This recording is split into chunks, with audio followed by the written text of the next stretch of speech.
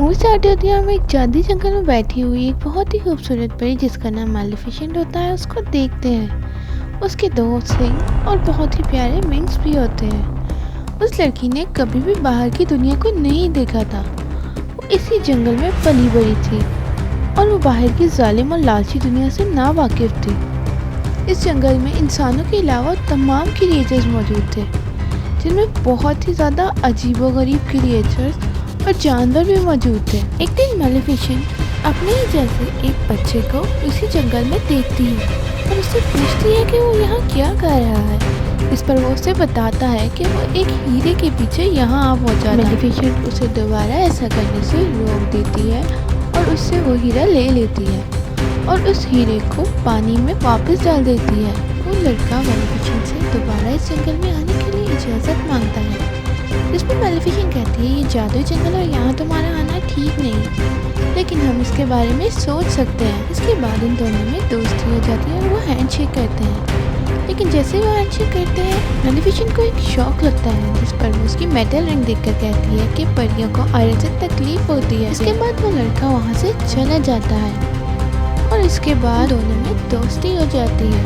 और वो हर दूसरे दिन मिलने लगते हैं।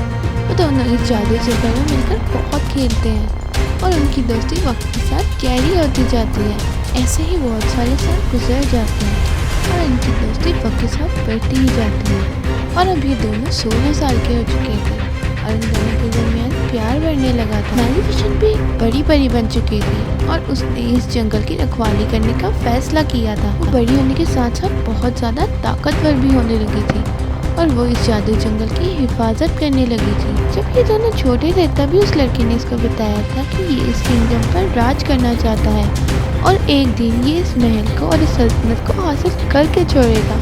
लेकिन अब स्टीफन को इसके पास आए बहुत सारे साल गुजर चुके थे और एक दिन मैलेफिसेंट के जंगल पर हमला कर देती है उसकी किंगडम। उस किंगडम का बादशाह अपनी बहुत बड़ी फौज के साथ इस जंगल की तरफ आने लगता है।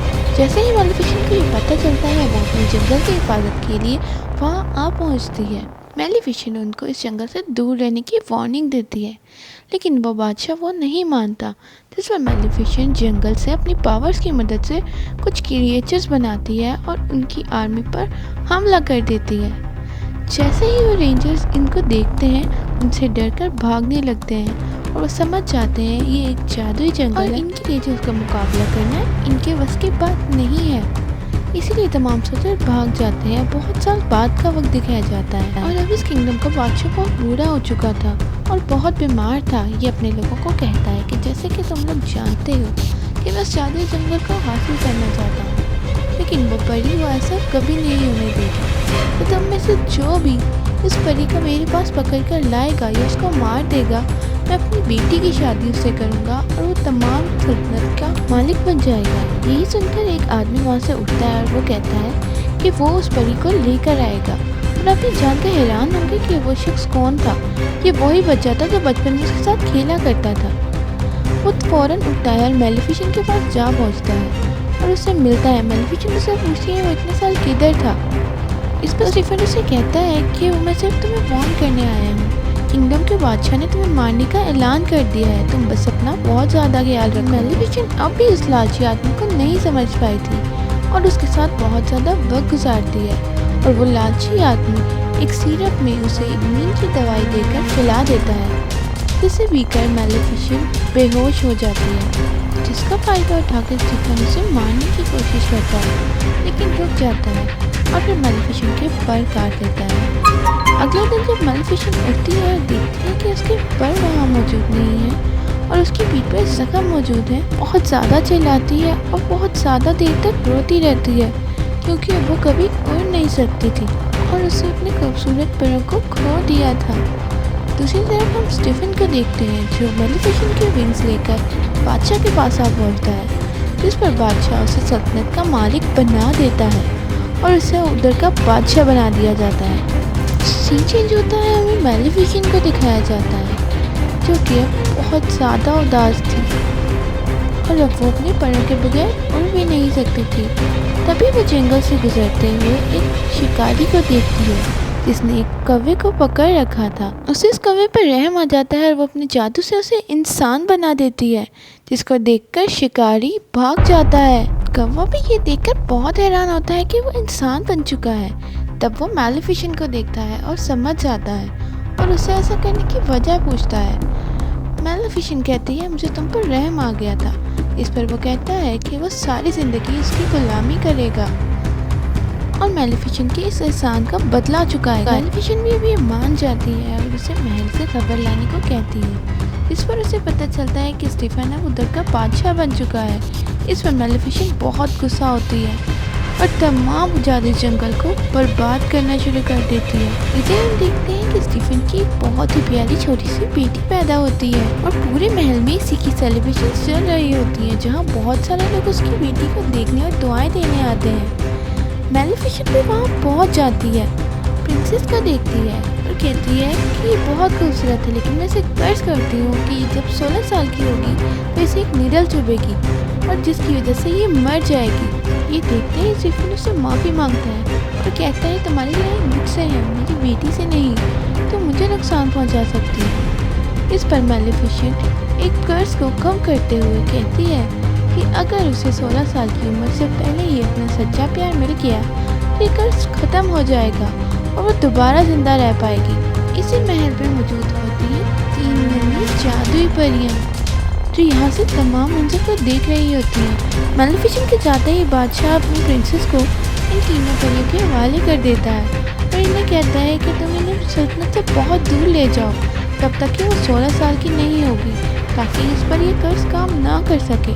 उसी तरह मैलेफिसेंट जंगल के चारों तरफ काली झाड़ियाँ बिछा देती है ताकि कोई जंगल में ना आ सके। ये तीनों नन्ही परियां बहुत ही केयरलेस थी और मैलेफिसेंट बचपन से प्रिंसेस का ख्याल रखती है और उसके दिल में उसके लिए एक सॉफ्ट कॉर्नर बनना स्टार्ट हो जाता है।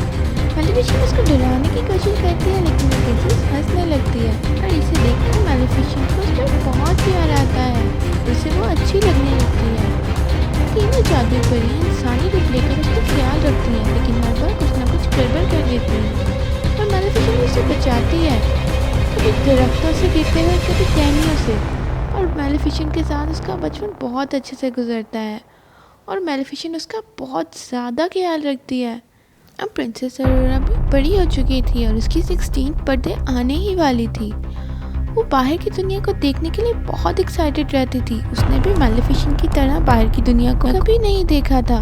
वो बहुत एक्साइटेड थी कि वो बाहर की दुनिया को देखे और अपने जैसे इंसानों से मिले। यहीं पर वो मिलती है मैलेफिसेंट से और उसे देखते ही पहचान जाती है और जैसे ही उसे मिलती है और उसके कहती है कि आप तो वही हैं जिन्होंने बचपन से मेरा ख्याल रखा है, आप बहुत अच्छी हैं, लेकिन आप कभी मेरे सामने क्यों नहीं आई, आप तो मेरी गॉड मदर हैं।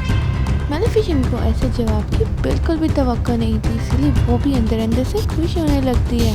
उन दोनों की दोस्ती बहुत ही गहरी हो गई थी और वो दोनों एक माँ बेटी की तरह रहा करते थे, खेलते थे, बातें करते थे और उनकी दोस्ती वक्त के साथ गहरी होती जा रही थी। उसी रात जब प्रिंसेस अरोरा सो रही होती है, मैलेफिसेंट उसके पास जाती है और उसका कर्ज वापस लेने की कोशिश करती है और बहुत कोशिश करती है, लेकिन ऐसा नहीं हो पाता और ख़ासकर इस वक्त जब इस कर्ज के पूरे होने का वक्त होने ही वाला था। और इसीलिए तो मैलेफिसेंट परेशान थी कि उसका 16th बर्थडे बहुत ही ज़्यादा पास था। अब वो बस ये दुआ करती है कि उसे जल्द से जल्द उसका सच्चा प्यार मिल जाए।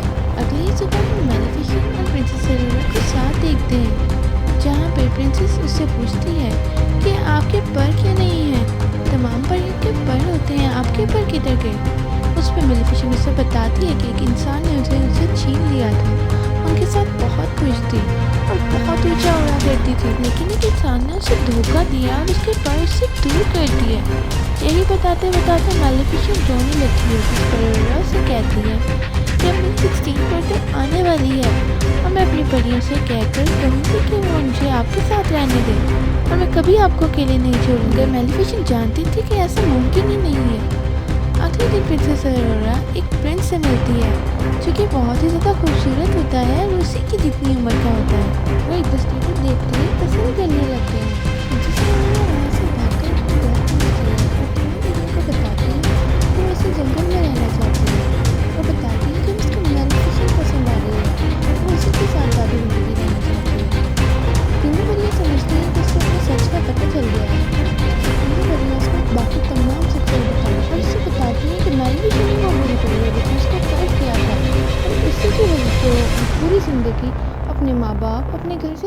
रही है।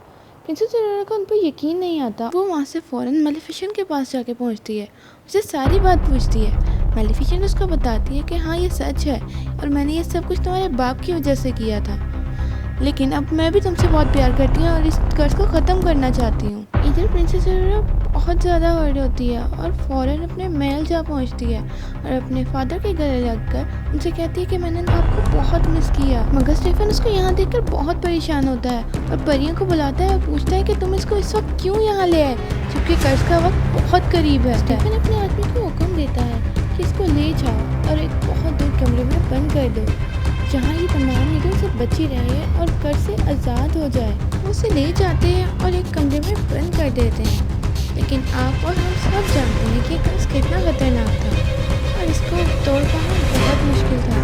कर्ज की पावर्स की वजह से प्रिंसेस अरोरा खुद उस रूम की तरफ चली जाती है जहाँ तमाम स्पिनिंग व्हील्स पड़े हुए थे। वहाँ एक स्पिनिंग व्हील पर लगी हुई नीडल के ऊपर खुद अपनी फिंगर रख देती है और गहरी नींद में चली जाती है। स्टीफन ये देखकर बहुत परेशान होता है और बहुत ज़्यादा रोता है कि सब उसी की वजह से हो रहा है। दूसरी तरफ मेलिफिसेंट को देखते हुए उसको भी ये पता चल चुका था। वो उसी लड़के को बुलाती है और उसको महल की तरफ भेज देती है, ये सोचकर कि शायद वही उसका सच्चा प्यार हो और शायद उसी दिन इन दोनों को सच्चा प्यार हो चुका हो। मेलिफिसेंट फ़ौरन अपने जादू की मदद से उस प्रिंस को महल की तरफ भेज देती है ताकि वो प्रिंसेस अरोरा को उस घर से आज़ाद कर सके। दूसरी तरफ फेरिस और बादशाह उसको लेकर बहुत परेशान होते हैं और फेरिस बादशाह को मशवरा देती है कि शायद आप ही उसके सच्चे प्यार हैं, आप उसके फादर हैं, आप उसके फोरहेड पे किस करें तो शायद उसका कर्ज टूट जाए और वो जाग जाए।